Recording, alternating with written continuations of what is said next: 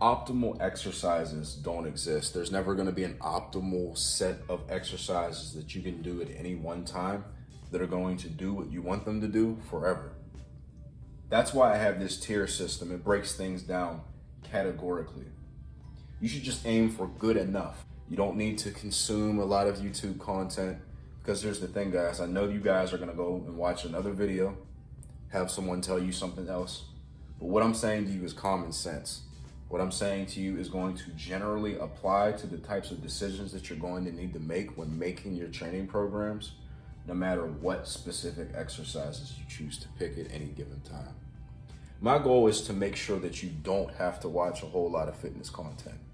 A lot of us waste a lot of time watching other people get jacked, watching people talk about different things in strength and conditioning, and not actually getting the results that we're looking for. I empathize with that. I'm under no illusion that the average person wants to overthink their training. Much the same, I don't overthink my own training. I had a guy come to me once and say that he spent 5 hours filling out one of my custom programs. The way I make my programs is I leave them open-ended so that you can go add your own input and select the exercises that you want to do. This tiering system is going to allow you to do that, not only in the programs that I make, but just in programs that you make for yourself. I want you to get the results that you're looking for. And if your goals are general strength, getting generally more muscular, generally stronger, the secret, guys, is it almost doesn't matter what you pick in here. Now, yeah, if you're a power lifter, you're someone that wants to absolutely put the most amount on your bench press every year, the most amount on your squat every year. That's where hiring a coach comes into play. That's where looking at what specific exercises do intrinsically to themselves, specific to themselves, and what that looks like compared to another exercise. That's where it matters a little bit more. And here's why I say no to most people that try to work with me. If you look at things categorically like this, 99% of you guys don't need a coach. I am not motivated monetarily to sit here and tell you this.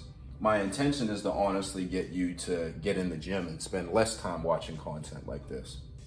I don't have any cookbook that I want to sell you. All I want you to do is get jacked. And that's why I say no to most people, because all you need is a video like this, some hard work, and some calories. We're going to start off with explaining the tiering system. Is very simple. You base the pyramid on tier 1 is going to be your biggest exercises. So I just have bench here, for example. We're going to keep this short and sweet, but I am going to talk about each movement, like in terms of bench, squat, deadlift, and so on. Base of your pyramid is going to be your main variation. So it's going to be bench press, squat, deadlift, overhead press, weighted pull-ups, whatever your main movement is going to be. Calories comes into play. You have to be in a caloric surplus if you want to put on strength and size as quick as you can. Now, that doesn't mean dreamer bulk. That doesn't mean giga bulk. That doesn't mean do anything but enter a reasonable surplus. What does that look like? You eat 200 or 300 more calories than what your maintenance is per day. You find your maintenance by literally just eating the same amount of calories every day for a week. See if you gain weight, lose weight, or stay the same. You do that till you find your maintenance. Calories are everything. Calories are king. Calories are the best bench press accessory, the best anything accessory. They are the fuel that you'll need to make all the rest of this stuff work. That's why they're at the bottom. Now, specifically for bench, you always want to pair that with back work. You want to have a big back to have a big bench. Again, if it's back work, it'll apply here. Your second tier is going to be anything, that's anything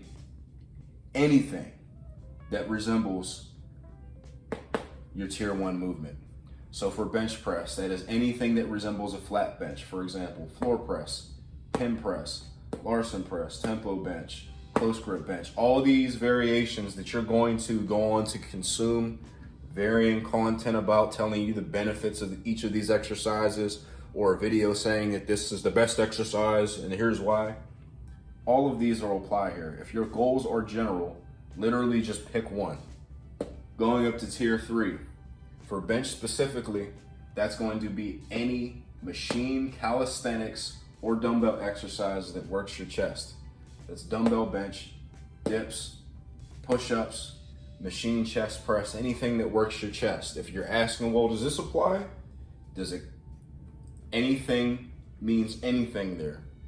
Now to just circle back to tier 2 and talk a little bit more about the other movements before we talk about tier 4. Like I said, this is gonna be short and sweet for you guys, because I want you to incorporate what we talk about in this video and then get to work. Now for squats, anything where you have the bar on your back, you're using a straight bar, is going to apply. For example, that would be pause squats, tempo squats, pin squats, Anderson squats, anything that resembles a squat. For deadlifts, pause deadlifts, stiff leg deadlifts, deficit deadlifts, anything that resembles a deadlift. I hope I don't need to explain and extrapolate for every single movement pattern, but if you are using the same bar that you're using here in the similar movement pattern, it is gonna be a tier 2 exercise. Now for tier 3, where it differs a little bit for squats and hip hinges, deadlifts, it's just going to be any leg machine. That's hack squats. That's the leg press machine. That's your fancy smancy leg press machine that has band pegs on it. Yes, that applies as well. For hip hinges, that's back extensions, that's good mornings. That's anything that's not this tier 2 or tier 1 exercise. Tier 4 is just gonna be your isolation, your icing on the cake. That's going to be arm work if you're training your bench. That's going to be hamstring work if you're training deadlifts. That's gonna be leg extensions if you're training the squat. Anything that is in isolation, if it is a single joint exercise. Does this apply here? Someone's asking that. Well, does this exercise apply here? Is it a single joint exercise? Yeah. Guys, I'm able to be so successful with my training. I'm generally strong at every movement. It's because of my hard work. It's because of partially my genetics on certain lifts, of course, but everyone can see results if they can put more mental effort into their training, actually trying hard in the weight room, and not spending all their time worrying about what they're going to do in the weight room. Let's talk about one last thing before I let y'all go. Y'all might be thinking, well, how many do I pick from each of these things? You just broke down very simple how to look at them categorically. That's super helpful and everything, but how many do I pick? You say it doesn't matter, but how many should I pick? It's very simple. I can't make the ultimate decision for you, but what I can give you is food for thought. It's gonna come down to a little bit of experimentation. This is one area where it may be different depending upon the individual, but it's very easy to figure out how, and we're gonna talk about that as well. For example, me specifically, we'll talk bench press since we have it up here. I'll pick bench press, Larson press. On one day, I'll pick a third pressing movement, and then isolation. That's gonna be my first most fatiguing bench pressing session. Now for me, on my less fatiguing bench press session, I'm only going to do a tier 1, a tier 2, and then a tier 4. You don't want to ever pick more than one from each tier on one day. That's the rule of thumb. Now, which you pick from here, and if you pick from every tier, that's just gonna be dependent upon what you can recover from. Me personally, I found that I can push really hard and pick one exercise from each of these tiers for bench press on one day, but I can't do that for both days, so I only do what I can. That's my ultimate message to what I want you to get away from this, guys. Do what you can. A lot of y'all can do a lot more than you think.